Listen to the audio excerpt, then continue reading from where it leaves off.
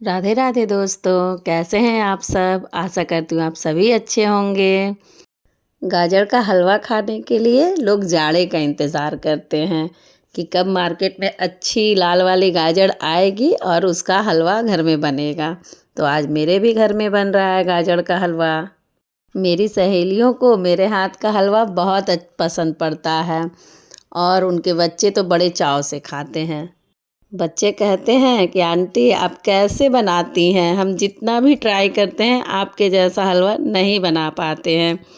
तो सबसे पहले तो मैं बता दूं कि बिटिया रानी, हलवा कभी भी ऑरेंज गाजर से नहीं बनता है। जब भी बनता है लाल वाली गाजर से बनता है, तभी स्वाद ज़्यादा निखर कर आता है। और ये रेसिपी तुम्हारे लिए है, क्योंकि मैं कितना बार बता चुकी हूँ, लेकिन बताने से ज़्यादा अच्छा होता है देख कर सीखना। तो पूरी वीडियो ध्यान से देखो ताकि अगली बार कोई मिस्टेक ना हो। और छुट्टी में इस बार आना तो मम्मी को हलवा बनाकर ज़रूर खिलाना। मैं तो बिटिया रानी का नाम ही बताना भूल गई। मेरी सहेली है आशा जी और उनकी बिटिया है सोनाली, जिसे मेरे हाथ का हलवा बहुत पसंद आता है। इसीलिए आज हलवा बनाते समय उसका याद आ गया था, तो मैंने सोचा कि चलो ये वीडियो शूट कर लेती हूँ। हलवा बनाना कोई बड़ी बात नहीं है, सिर्फ एक दो बातों को ध्यान में रखकर बनाने से हलवा बहुत ही स्वादिष्ट बनता है। पहली बात ये कि आप जितना केजी गाजर लेंगे उतना ही केजी आपको दूध लेना पड़ेगा। और दूसरी ये कि जितना आप गाजर लेंगे उसके एक भाग आपको खोआ लेना पड़ेगा। मतलब अगर 1 केजी गाजर है तो 250 ग्राम खोआ लगेगा। और तीसरी ये कि अगर आपके पास दूध और खोआ का मात्रा सही है तो घी कम भी देने से हलवे के स्वाद में कोई फ़र्क नहीं पड़ेगा। कितने लोग सोचते हैं कि ज़्यादा गाजर है तो ज़्यादा घी देना पड़ेगा, लेकिन नहीं, घी ज़्यादा नहीं देने से भी हलवा अच्छा ही बनता है। अगर आपको घी पसंद है तो आप ज़्यादा देकर भी बना सकते हैं। और चौथी ये कि गाजर का हलवा बनाते समय कभी हड़बड़ी ना करें, क्योंकि ये बहुत ही पेशेंस के साथ बनती है और बहुत ही देर में बनती है। क्योंकि इसे भूनने में बहुत टाइम लगता है, बहुत टाइम, क्योंकि जब तक ये अच्छे से नहीं भुनाता है तब तक इसमें कोई स्वाद नहीं आता है। इसीलिए आप जितने अच्छे से और जितने देर करके भूनेंगे उतना ही स्वाद इसका बढ़ेगा। पांचवा ये कि शुरू शुरू में आप तेज़ आंच पर इसे भून सकते हैं, लेकिन बाद में आप धीमा आंच करके धीरे धीरे अच्छे से सुनहरा रंग आने तक कम से कम 20 मिनट तक तो आपको भूनना ही पड़ेगा। और छठा ये कि जब तक आपका गाजर भूनते भूनते आधा ना हो जाए तब तक इसमें दूध नहीं डलेगा। जब आप देखेंगे कि आपका गाजर बिल्कुल आधा हो चुका है तभी आप इसमें दूध डालेंगे।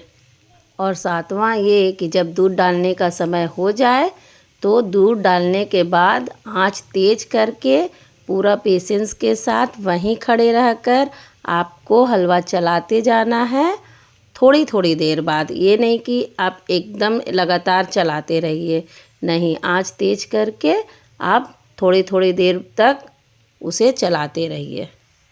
और आठवां ये कि जब दूध आधा सूख जाए तब उसमें खोआ डालिए।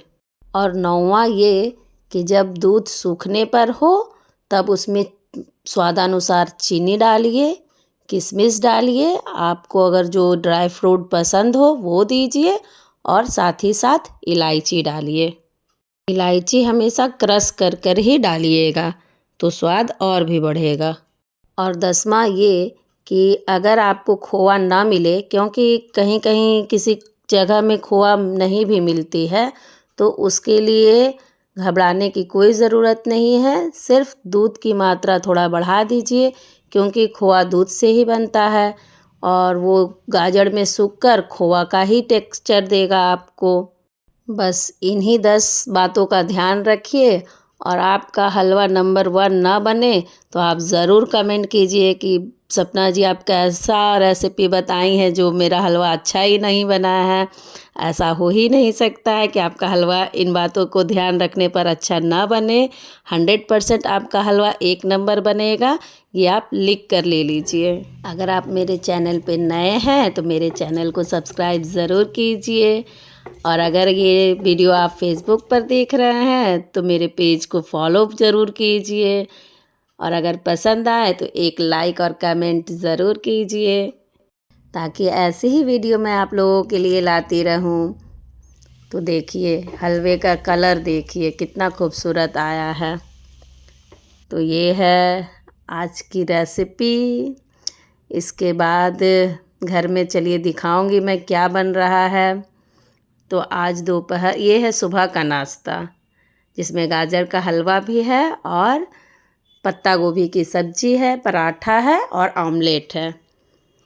और आज दोपहर में क्या बनेगी उसकी रेसिपी मैं नहीं बताऊंगी, सिर्फ आपसे कुछ बातें करूंगी, क्योंकि इस वीडियो का टाइटल ही है गाजर का हलवा और मन की बातें।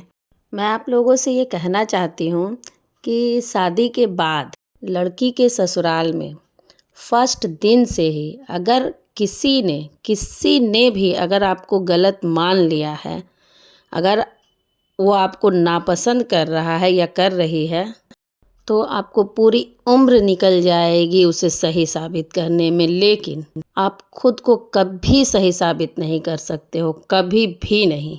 ये मैं दावे के साथ कह सकती हूँ। कितना भी अच्छा कर लो आप उस इंसान के लिए, दुनिया चाहे इधर की उधर कर दो, लेकिन वो इंसान आपके लिए अच्छा कभी बोल ही नहीं सकता है, कभी नहीं। ये मैं गारंटी के साथ बोल रही हूँ, क्योंकि जिस टाइम आप उसके लिए अच्छा करोगे ना, जिस वक्त तक अच्छा करोगे बस उसी वक्त तक आप उसके लिए अच्छे हो। लेकिन जैसे ही वो दौर गुजर जाएगा, वो समय गुजर जाएगा, आप फिर उसके लिए बुरे बन जाओगे। फिर बाद में अगर उसके लिए आप कुछ अच्छे करोगे तो आप उसके लिए फिर से अच्छे बन जाओगे। लेकिन फिर वो जैसे दौर गुजरेगा, जैसे समय गुजरेगा, आप उसके लिए फिर बुरे हो जाओगे। इसी तरह पूरी लाइफ वो इंसान आपसे नफ़रत करते ही रहेंगे। इसलिए जो आपको गलत मान लिया है ना, उसे आप कभी भी सही साबित करने की बिल्कुल कोशिश मत कीजिए, और सब कुछ ऊपर वाले पर छोड़ दीजिए। तो ये थी मेरी छोटी सी मन की बात। तो आज घर पे बिरयानी बनी थी जो बड़ी भाभी ने बनाई, और छोटी भाभी ने मेरे हाथ में मेहंदी लगाई। तो आज के लिए इतना ही, तब तक के लिए आप सभी को मेरा राधे राधे।